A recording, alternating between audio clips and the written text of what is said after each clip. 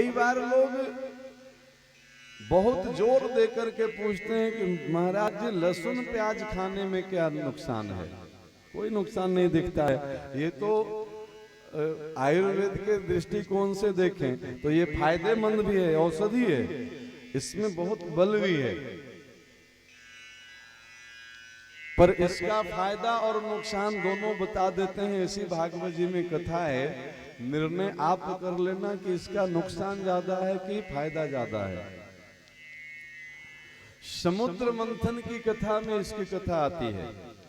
समुद्र मंथन से जब अमृत का कलश लेकर के अश्विनी कुमार निकले, धन्वंतरी भगवान निकले, तो सारे देवता और असुर आपस में लड़ने लगे कि हमें चाहिए, हमें चाहिए, हमें चाहिए। इस झगड़ा को मिटाने के लिए मेरे सामने सरकार कृष्ण कन्हैया मोहिनी अवतार में प्रकट हुए। भगवान का एक अवतार यहाँ पे मोहिनी रूप में हुआ। इतने मोहित कर दिए सभी दैत्यों को ना कि सब दैत्य भूल गए कि हम अमृत के लिए लड़ रहे थे। सब ये देखने लगे कि इस मोहिनी से मेरा ब्याह हो जाए तो कितना बढ़िया हो।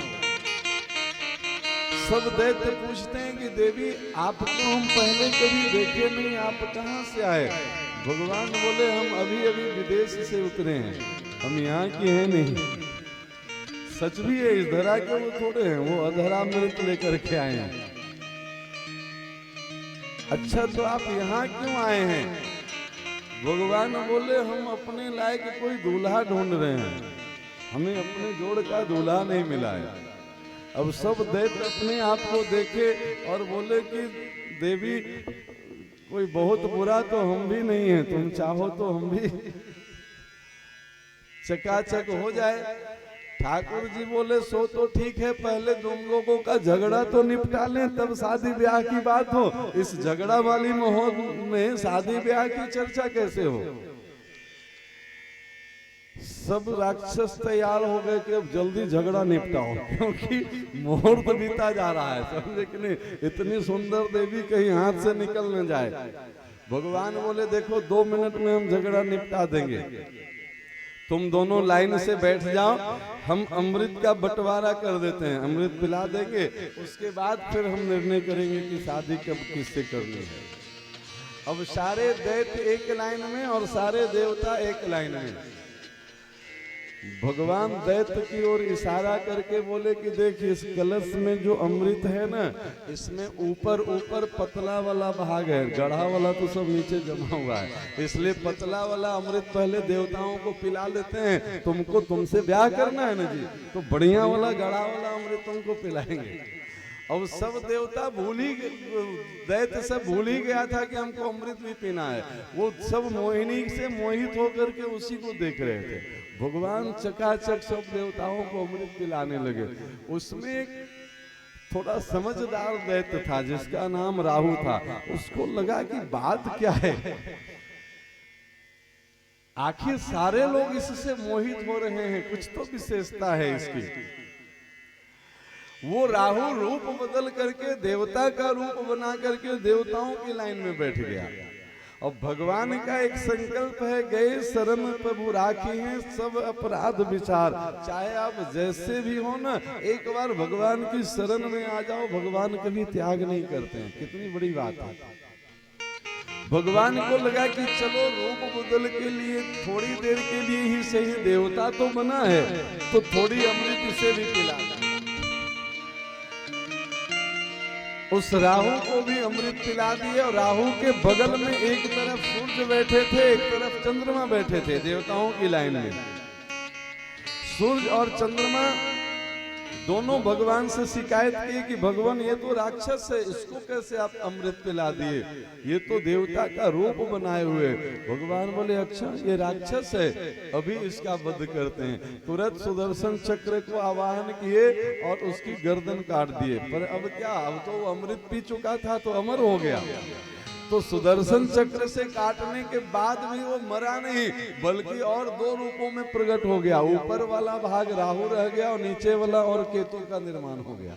ये राहु केतु जो 2 ग्रह बहुत परेशान करते हैं ना, ये दोनों पहले एक ही थे, अमृत पीने के बाद ये 2 रूपों में प्रकट हो गए।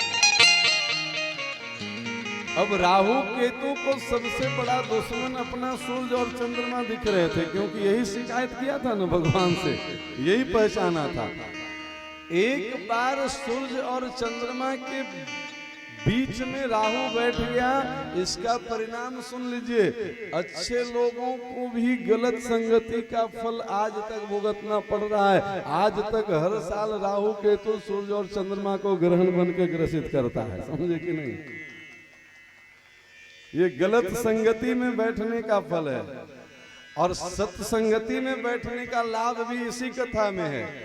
देवता के बीच में कपट के वेश बना के भी राक्षस भी बैठ गया, तो देवता के साथ बैठने का लाभ मिल गया कि उसको भी अमृत की प्राप्ति हो गई। अच्छे लोगों के साथ बैठने का भी लाभ इसी में बताया गया, और बुरे लोगों की संगति का लाभ इसी में बताया गया। अब जो राहु की गर्दन कटी थी, और उस समय जो उसके शरीर से रक्त गिरा था ना, उसी से लहसुन और प्याज नाम की दो औषधियों की उत्पत्ति है। राक्षस के रक्त से इसकी उत्पत्ति है, इसलिए शक्ति तो इसमें खूब है, गर्मी खूब है, ये गर्म तत्व है, क्योंकि राक्षस के खून से निर्माण है ना, शक्तिशाली तो है, इसमें कोई दोष नहीं है। पर प्यारे, वो उसको खाने वाले की बुद्धि बिगड़नी तय है, क्योंकि नाम ही है इसका असुर। वो असुरत्व को प्राप्त हो जाएगा, समझे कि नहीं? शरीर तो बलवान होगा, पर उसका बुद्धि कमजोर होता चला जाएगा, बस इतना अंतर है। अब जिसको शरीर की शक्ति चाहिए उसका प्रयोग करे, जिसको बुद्धि की शक्ति चाहिए उसका प्रयोग न करे, आप स्वतंत्र है। हम इसमें क्यों आपको मना करें कि आपको खाना चाहिए कि नहीं खाना चाहिए? क्योंकि मन की शक्ति मजबूत रहेगी, तभी आपका शरीर भगवान की भक्ति में लगेगा। इसलिए इसमें तामसी आहार का दोष है। लहसुन प्याज खाने वाले लोगों को आप कितनी भी भक्ति का उपदेश कर लीजिए, उससे भक्ति बनेगा नहीं। किसी न किसी कारण से उसकी भक्ति बार बार खंडित होती रहेगी, वो बार बार धर्म से भ्रष्ट होता रहेगा। कारण चाहे परिवार बनेगा, कारण चाहे परिस्थितियां बनेगी, पर मुख्य कारण है कि अभी उसका चित्त का निर्माण सात्विक पदार्थों से नहीं हुआ है। तो इसमें आपके इस सवाल का भी जवाब मिल गया कि लहसुन प्याज में क्या दोष है। इसमें औषधीय गुण है, वास्तव में औषधीय गुण है, पर औषधि का सेवन कब किया जाता है? बीमारी की अवस्था में। सब दिन दवा नहीं खाई जाती है।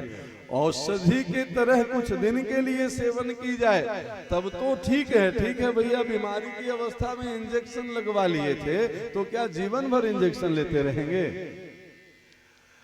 कोई ऐसी बीमारी के रूप में अगर वैद्य जी ने बताया है कुछ दिनों के लिए, तो चलो औषधि के रूप में उसकी सेवन कर लो, पर इसको आदत के रूप में तो नहीं बनाना है ना। बस इतनी सी बात समझ में आ जाए तो इस कथा का अद्भुत लाभ आपको मिलने वाला है, हमको मिलने वाला है, समाज को मिलने वाला है। अगर ये बात हम न समझें, फिर जीवन भर हम कथा सुनते रहें और सुनाते रहें, फिर उसे तोता रटंत विद्या के सिवा और कुछ नहीं कहा जा सकता है। तो आज की कथा के सारांश के रूप में बस इतनी बात समझ में आ जाए कि हम भगवान को समर्पित जीवन जीना प्रारंभ कर दें। जो वस्तु भगवान को भोग लग सकती है वही भक्त को प्रसाद के रूप में ग्रहण करना है। जो मेरे राम के काम का नहीं वो मेरे काम का नहीं, जो भगवान के काम